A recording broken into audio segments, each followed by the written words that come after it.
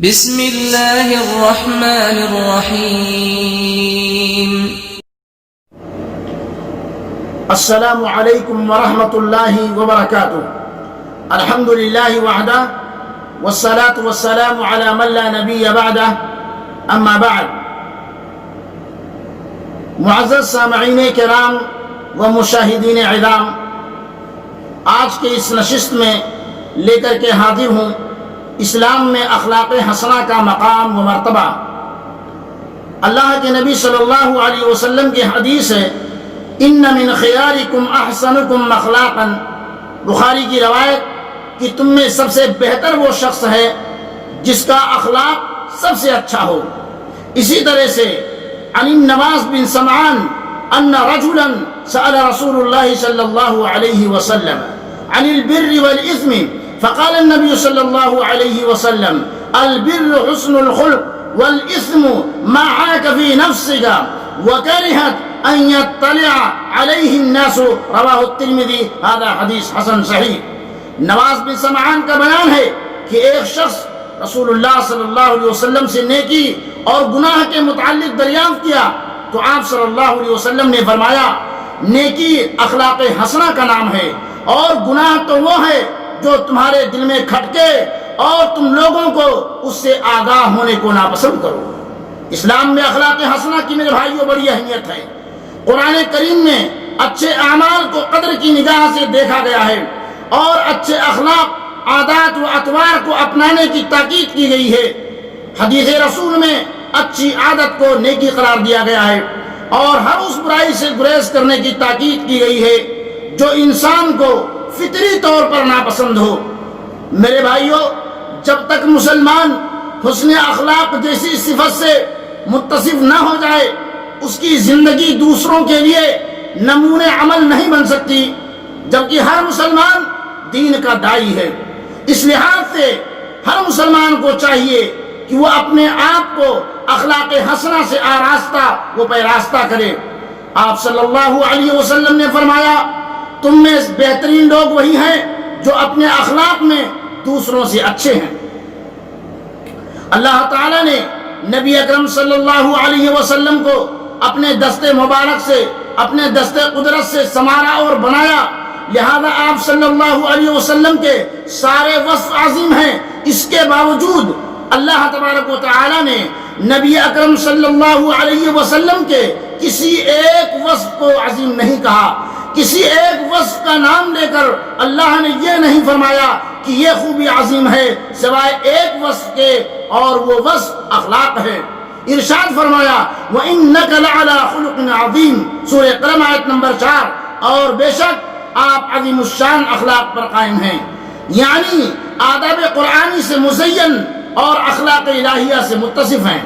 انسان میں مختلف اوصاف و خصائل ہوتے ہیں، ظاہری و باطنی خوبیاں بھی ہوتی ہیں، مگر اللہ نے آپ صلی اللہ علیہ وسلم کی ساری خوبیوں میں سے خلق کی خوبی کو چنا۔ آپ صلی اللہ علیہ وسلم کی رحمت کا ذکر کیا تو فرمایا، وَمَا أَرْسَلْنَاكَ إِلَّا رَحْمَةً لِّلْعَالَمِينَ۔ اسی طرح سے آپ صلی اللہ علیہ وسلم کے توکل، صبر، شکر، یقین، صدق، اخلاص کا ذکر کیا، مگر ان تمام اوصاف کی نسبت صرف اخلاق کو عظیم کہا۔ حضرت ابو ہریرہ رضی اللہ تعالیٰ عنہ کی روایت ہے، قال رسول اللہ صلی اللہ علیہ وسلم انما بعثت لأتمم مکارم الاخلاق، رواہ احمد۔ ابو ہریرہ رضی اللہ تعالیٰ عنہ کہتے ہیں کہ رسول اللہ صلی اللہ علیہ وسلم نے فرمایا کہ میں اچھے اخلاق کی تکمیل کے لیے بھیجا گیا ہوں۔ میرے بھائیوں، نبی کریم صلی اللہ علیہ وسلم سراپا پیکر اخلاق تھے، اور آپ صلی اللہ علیہ وسلم کی بعثت مکارم اخلاق کی تکمیل کے لیے ہوئی تھی۔ رسالت سے سرفراز کیے جانے سے قبل بھی آپ صلی اللہ علیہ وسلم کی گفتار و کردار میں پاکیزگی تھی اور اخلاق میں اچھائی تھی، اور اس کے بعد بھی محض اپنوں نے ہی نہیں بلکہ غیروں نے بھی اس کی شہادت دی۔ راست بازی، امانت داری، وعدہ کی پابندی اور میزبانی جیسی چیزیں احادیث رسول کی روشنی میں اخلاق حسنہ میں شمار کی جاتی ہیں۔ اس لیے اخلاق حسنہ کی اسلام میں بہت اہمیت ہے۔ ایمان و عقیدہ کی پختگی اور فرائض و واجبات کی تکمیل کے ساتھ ساتھ اخلاق حسنہ کی اپنی زندگی کا لازمی جز بنانا چاہیے۔ ہر مسلمان کو چاہیے کہ اخلاق حسنہ کو اپنا لازمی جز بنائے۔ اخلاق حسنہ کی اہمیت کا اندازہ اس بات سے لگایا جا سکتا ہے کہ احادیث طیبہ میں وارد ہے کہ میزان عمل پر اچھے اخلاق سے زیادہ وزنی کوئی چیز نہ ہوگی، اور اللہ تعالی بدگو اور بے حیا شخص کو پسند نہیں فرماتا۔ اس لیے بے حیائی اور بدگوئی سے پرہیز کرتے ہوئے اخلاقیات سے اپنے آپ کو مزین کریں۔ عن ابی الدرداء عن النبی صلی اللہ علیہ وسلم قال ما من شيء اثقل في الميزان من حسن الخلق۔ ابو داؤد، حضرت ابو درداء رضی اللہ عنہ سے روایت ہے کہ نبی صلی اللہ علیہ وسلم نے فرمایا کہ قیامت کے دن میزان میں کوئی چیز بھی اخلاق سے زیادہ وزنی نہ ہوگی۔ میرے بھائیوں، یہ اہمیت ہے اخلاق حسنہ کی۔ مومن کامل اور مطیع کامل ہونے کی دلیل نبی صلی اللہ علیہ وسلم نے ارشاد فرمایا اکمل المؤمنین ایمانا احسنهم خلقا۔ سنن ترمذی حدیث نمبر 1162 کے اندر سب سے کامل ایمان اس شخص کا ہے جس کا اخلاق سب سے اچھا ہے۔ اسی اخلاق کے پیش نظر قیامت کے دن جب نام اعمال پر مختلف اعمال کو رکھا جائے گا اور سب سے زیادہ جس عمل کا وزن ہوگا وہ حسن اخلاق ہوگا۔ حسن اخلاق نیکی والے پلڑے کو جھکا دے گا۔ تو پھر ہمیں بھی چاہیے کہ اپنے اخلاق کو بہتر کرے۔ جس طرح نماز دین ہے، جس طرح روزہ دین ہے، جس طرح زکوٰۃ دین ہے، جس طرح حج دین ہے، اسی طرح اچھا اخلاق بھی دین ہے۔ کسی کی غیبت، چغلی، کسی پر تہمت نہ لگائی جائے۔ اخلاقیات میں بھی ہم پر لازم ہے اسی طرح جس طریقے سے نماز روزہ ضروری ہے ہمارے لیے، اسی طرح اخلاق بھی ہمارے لیے ضروری ہے۔ اگر کوئی شخص 5 وقت کی نماز پڑھے، روزہ رکھے، لیکن اس کا اخلاق دوسروں کے ساتھ برا ہو، وہ دل میں دوسروں سے نفرت کرے، حقیر سمجھے، پھر وہ شخص اللہ کو ناپسند ہے۔ اللہ اس شخص کو پسند کرتا ہے جس کا اخلاق سب سے بہتر ہو۔ ان من خیارکم احسنکم اخلاقا، ہمارے پیارے نبی صلی اللہ علیہ وسلم اس کا بہترین نمونہ ہے۔ میرے بھائیوں، آپ صلی اللہ علیہ وسلم نے کبھی کسی کو بد دعا نہ دی اور نہ ہی کسی کو برا سوچا۔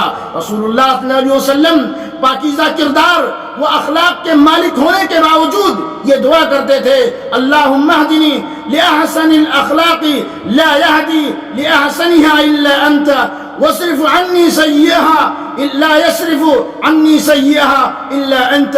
صحیح مسلم کی روایت، اے اللہ مجھے بہترین اخلاق کی راہ دکھا، تیرے سوا بہترین اخلاق کی راہ کوئی نہیں دکھا سکتا، اور برے اخلاق کو مجھ سے دور کر دے، مجھ سے برے اخلاق کو تیرے سوا کوئی دور نہیں کر سکتا۔ یہ اللہ کے نبی صلی اللہ علیہ وسلم پیکر اخلاق ہونے کے باوجود میرے بھائیوں اللہ کے نبی صلی اللہ علیہ وسلم اس طریقے سے دعا فرمایا کرتے تھے، اس طریقے سے دعا کرتے تھے۔ میرے بھائیوں، تمام حدیثوں کی روشنی میں اسلامی معاشرے میں ترقی کی تمام راہیں بند ہو جاتی ہیں، نیک بختی، اقبال مندی کا ستارہ غروب ہو جاتا ہے، امن و امان غارت ہو جاتا ہے، اضطراب و بے چینی، بے اعتمادی و بے عملی کی فضا بن جاتی ہے، خود پسندی، خود غرضی اور مکر و فریب کی تخم ریزی ہوتی ہے، انسانی ہمدردیاں نیست و نابود ہو جاتی ہیں، مصائب و آلام کا ٹھاٹھے مارتا ہوا سمندر اسلامی معاشرے کا مقابل بن جاتا ہے۔ یہ چیزیں محض پاکیزہ اخلاق وہ کردار کو نہ اپنانے کی صورت میں رونما ہوتی ہیں، ان کے علاوہ اور بھی بہت ساری خرابیاں پیدا ہو جاتی ہیں۔ مسند احمد میں ایک روایت ہے جس سے پتہ چلتا ہے کہ رسول اللہ صلی اللہ علیہ وسلم اخلاق حسنہ کی دعا کرتے اور اخلاق رذیلہ سے پناہ مانگتے تھے اور یہ کہتے تھے اللہم احسنت خلقی فاحسن خلقی، اے اللہ تو نے میری شکل بہتر اور اچھی بنائی ہے، میرے اخلاق کو بھی اچھا بنا دے۔ میرے بھائیوں، کتنی پیاری دعا اللہ کے نبی صلی اللہ علیہ وسلم نے ہمیں سکھلائی ہے۔ ہمارے پیارے نبی صلی اللہ علیہ وسلم سے 2 عورتوں کے بارے میں ذکر کیا گیا، ایک وہ تھی جو 5 وقت کی نماز اور تہجد پڑھتی تھی اور دن میں روزہ رکھتی تھی، مگر اس کا اخلاق اچھا نہ تھا، تو آپ صلی اللہ علیہ وسلم نے فرمایا یہ عورت دوزخ میں جائے گی۔ دوسری عورت کے بارے میں بتایا گیا کہ یہ رمضان کے روزہ رکھتی ہے اور نماز زکوٰۃ کے صرف فرائض ہی ادا کرتی ہے، آپ صلی اللہ علیہ وسلم نے فرمایا کہ وہ عورت جنت میں، اس عورت کو جنت میں داخل کیا جائے گا کیونکہ اس کا اخلاق بہترین تھا۔